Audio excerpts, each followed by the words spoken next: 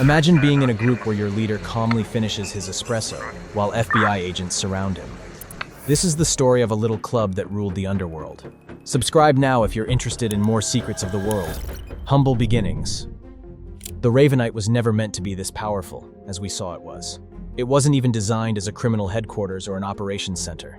It started off as a simple social club for your vested right, the Italian immigrants who needed somewhere to drink coffee, play cards, and maintain their connections to their cultural homeland. The power was the byproduct. It was acquired, inherited, and concentrated over decades by specific men who controlled it. It was in 1926 on Mulberry Street in Little Italy, which was one of the most densely populated immigrant neighborhoods in America. Here, the streets smelled of garlic, fish, and bread baking in ovens that never even cooked. The tenement buildings pressed together over a storefront were cycling through grocers, tailors, and small restaurants every few years.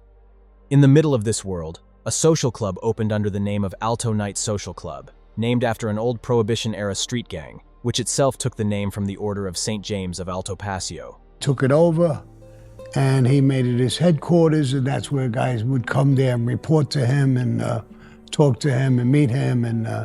It was a small club. It only had 2 rooms in railroad style, a front room with tables and a coffee machine, and a back room for some private conversations. Nothing impressive or unusual, but the men drinking coffee there included people like Lucky Luciano, Albert Anastasia, and other members who would later become part of the most powerful crime organization in the history of America.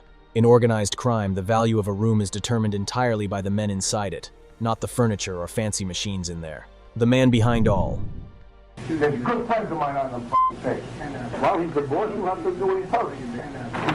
That's why I said to you before, you don't understand what an usher means that the boss is your boss. By the 1940s, the club's most dangerous man was Anielo Dellacroce, who was born in 1914. He came directly to Little Italy, to Italian immigrants from Veneto. He grew up in a tenement literally across the street from where the club actually was. As a teenager, he worked as a butcher's apprentice, learning life skills that would serve him well, but in a very different profession that we'll talk about in a bit. By his early 20s, he joined the Mangano crime family and attached himself to the most feared man in the history of America, named Albert Anastasia. Dellacroce was 5 feet 10 inches tall, with broad shoulders and what the NYPD described as the most frightening eyes they have ever seen in a living person. He became Anastasia's personal instrument of violence.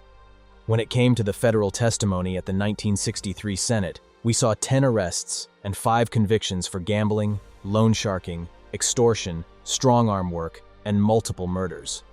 A federal agent who tracked Dellacroce for years told investigators that he appeared to take genuine pleasure in killing and that he would destroy victims while looking at their faces, like he was some kind of dark angel at the moment of death. His name literally meant Little Lamb of the Cross in Italian, and there was nothing lamb-like about him. He then earned the nickname Father O'Neill, and Dellacroce would carry out Murder Incorporated assignments while dressed in Roman Catholic priest garb, tab collar, clerical shirt, and the full costume. He used it to move through neighborhoods without drawing attention because nobody looks twice at a priest who is walking down the street, and it was the perfect deception. Then, he would do what he was meant to do. Eventually, Dellacroce bought the club outright and made it his own headquarters while living in the tenement directly across the street. For him, a rat house was actually a home, not just an office. I brought you into this family. I made you what you are. Strong. However, everything changed in 1957 when Albert Anastasia was murdered in the barber shop of a hotel in Manhattan. He was shot to death by a masked man while receiving a shave in a barber's chair. The hit was carried out by none other than Carlo Gambino and Vito Genovese. Anastasia was gone, and Gambino became the new boss of what would be named the Gambino crime family. He needed Dellacroce's loyalty and his muscle. This is the precise moment that made the Ravenite what it became. Gambino purchased 247 Mulberry Street as a whole and renamed the club Ravenite after his favorite Edgar Allan Poe poem, The Raven. The relationship here was quite precise.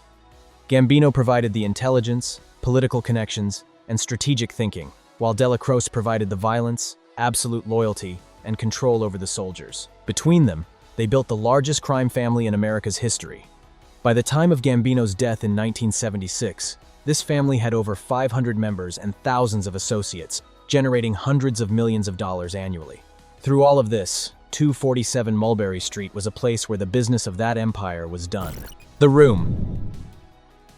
But let's talk about the room for a bit. Every major figure who passed through the Gambino family during its golden era came through the Ravenite at some point. You didn't need to be summoned here, but you needed to appear, because appearing was how you demonstrated that you were part of the team and that you recognized the authority. This was the crucial thing that nobody told you about, why every boss had to show his face at Ravenite, and it wasn't even said in the room. It was just the act of being physically present there. In organized crime, physical presence is everything, and it is a form of communication that is more powerful than words. In other words, actions speak louder than words.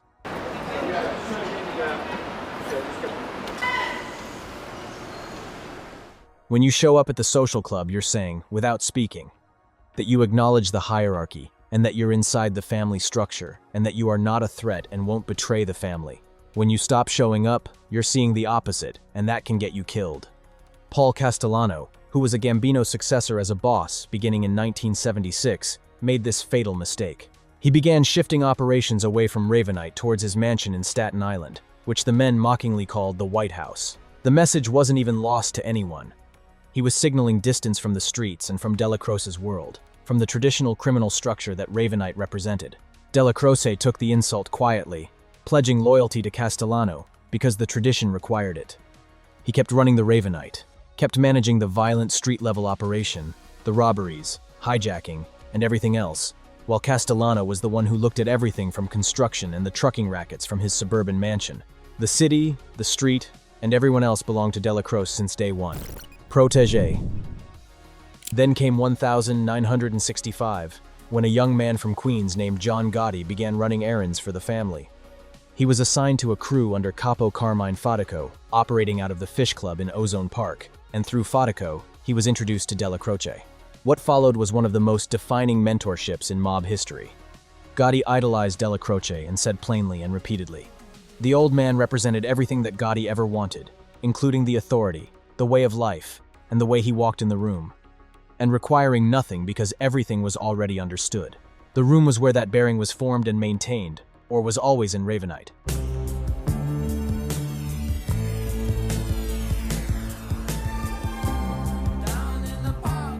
By 1980, law enforcement had already planted surveillance bugs inside the Ravenite.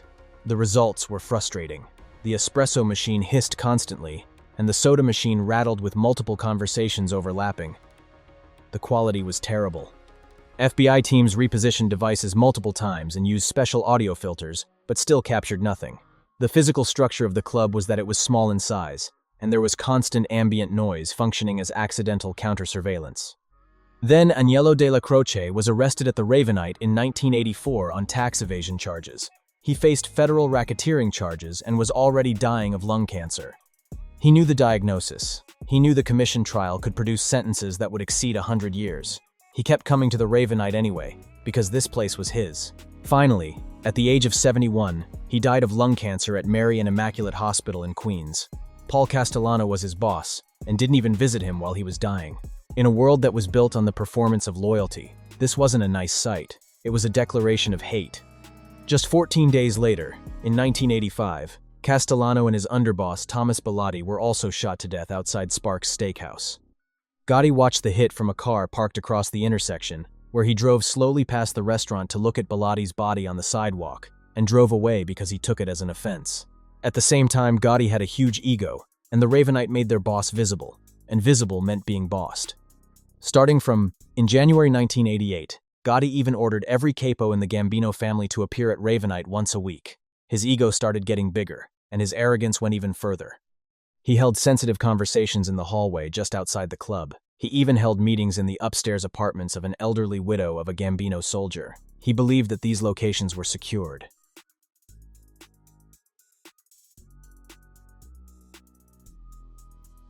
Between November 13th, 1989, and January 24th, 1990, he held 5 meetings in that apartment, speaking with the freedom of a man who believed that he was completely safe.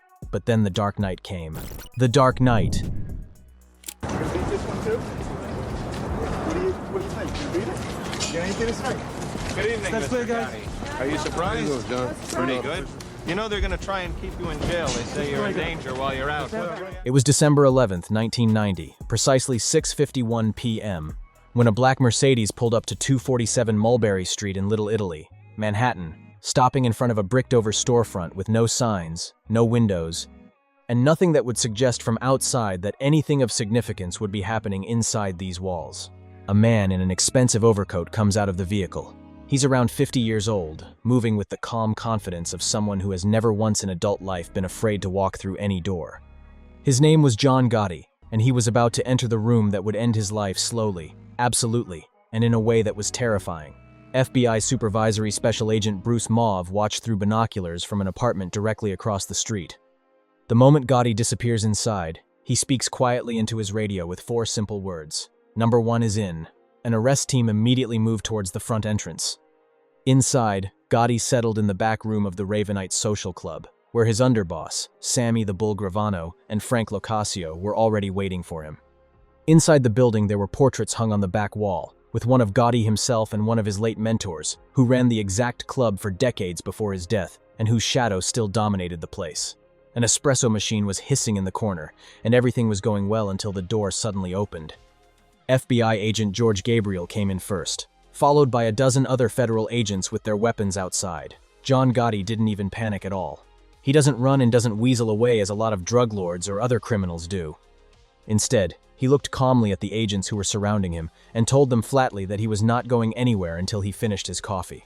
That was the last night John Gotti walked free, and he didn't even know that that would be his fate.